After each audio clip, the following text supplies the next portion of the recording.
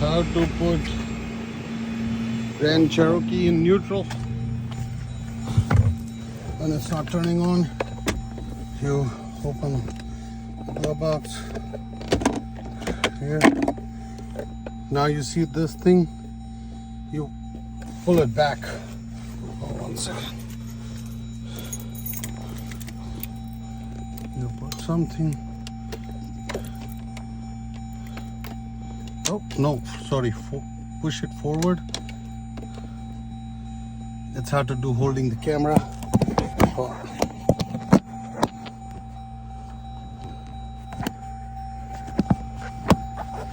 Oopsie.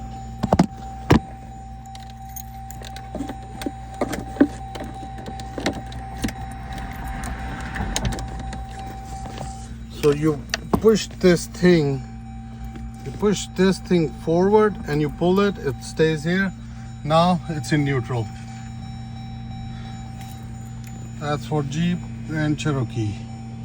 I don't know how my camera went down. So it's right here.